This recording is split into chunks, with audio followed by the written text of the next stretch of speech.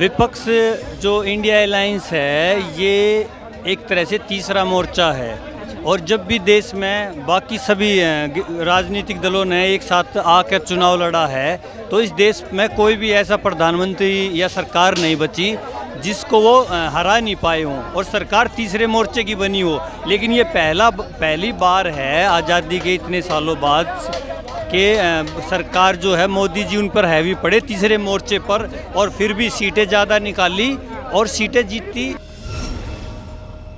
वहाँ पर प्रतिदिन मोदी जी के खिलाफ इतना पैसा पानी की तरह विपक्ष या दूसरे संगठनों के द्वारा बहाया जाता है। गरीब लोगों को वहाँ ला के बिठा के सिर्फ थोड़ा सा चावल और दाल खिलाकर और दिखाते हैं भाई मोदी जी ने तो ये कर दिया, तुम्हारा नुकसान है। वो ये नहीं, उनको मुख्य धारा में नहीं आने देंगे। तो आप भी पूरे 5 साल अब जाकर देख लेना। सर, विपक्ष दावा कर रहा है कि 6 महीने से ज़्यादा चल नहीं पाई कि सरकार, क्योंकि बैसाखी के सार है। बैसाखी की एक तरफ है नीतीश जी तो दूसरी तरफ चंद्रबाबू नायडू। 6 महीने से ऊपर नहीं चल पाएगी, क्या कहना चाहेंगे? मैं भारतीय नागरिक, मैं लिख के देता हूँ, एक आम आदमी हूँ मैं लिख के देता हूँ कि सरकार पूरे 5 साल चलेगी। आज की तारीख में आप YouTube पे ये वीडियो चलाओगे अपने चैनल के माध्यम से तो याद रखना मैंने कहा है, एक आम आदमी कह रहा है। ये बात भरोसा है मोदी जी की नीतियों पर और मोदी जी जितने भी काम करते हैं देश के लिए करते हैं वो सरकार को टूटने नहीं देंगे।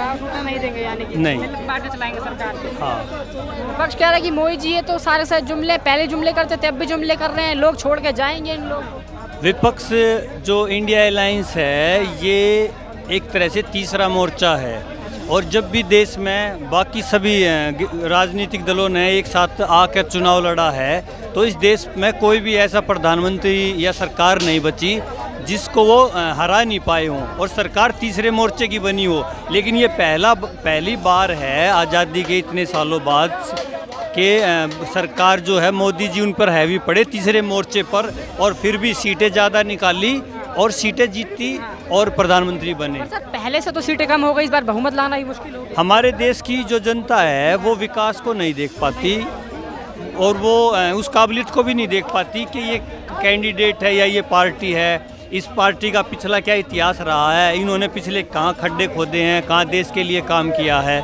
तो उनमें क्या होता है कि भाई 10 साल इसको देख लिया, अब चलो दूसरे को देख लेते हैं, बदलाव पे वैसे ही वोट डाल देते हैं। वो ये नहीं देखते कि वो आदमी कितना काबिल है, आज देश कहाँ से कहाँ पहुँच गया, रोड कहाँ से कहाँ बन गए। और आप विदेशों में आप एयरपोर्ट पे चले जाओ, जब बाहर से कोई नागरिक आएगा तो उससे पूछो कि भारत की आज इंटरनेशनल लेवल पर छवि क्या है। आज हमारी बात को लोग सुनने लग गए, ठीक है, हमारा झूठ भी बिकने लग गया। आज हम चांद पे गए हैं, दुनिया के 4 देश चांद पे गए हैं तो हम दुनिया के चौथे उसमें आ गए, तो मोदी जी तो लेके गए इसमें।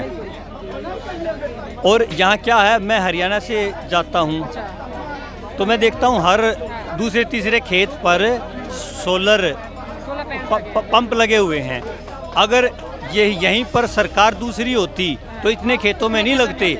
वो क्या कहते, हम तो सिर्फ 1000 को दे सकते हैं, पहले 1000 को, पहले 2000 को। अभी जो इन्होंने चुनावी घोषणाएं की थी उन्होंने भी कहा था हम पहले 3 करोड़ महिलाओं को ही दे पाएंगे। लेकिन मोदी जी एक ऐसे वो हैं कि वो सबको देते हैं, सबको बराबर लेकर। विकास की बात हो रही है।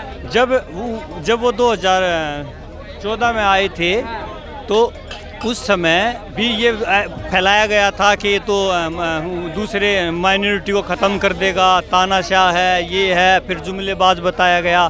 तो ये प्रोपगंडे चला के इनके खिलाफ वो पैदा किया जाता है। मैं जंतर मंतर पर भी रहा हूँ और जंतर मंतर पर आप कभी भी जाकर देख लेना, वहाँ पर प्रतिदिन मोदी जी के खिलाफ इतना पैसा पानी की तरह विपक्ष या दूसरे संगठनों के द्वारा बहाया जाता है। गरीब लोगों को वहाँ ला के बिठा के सिर्फ थोड़ा सा चावल और दाल खिलाकर और दिखाते हैं भाई मोदी जी ने तो ये कर दिया, तुम्हारा नुकसान है। वो ये नहीं, उनको मुख्य धारा में नहीं आने देंगे। तो आप भी पूरे 5 साल अब जाकर देख लेना। हाँ, तो यही ड्रामेबाजी। चलिए, धन्यवाद।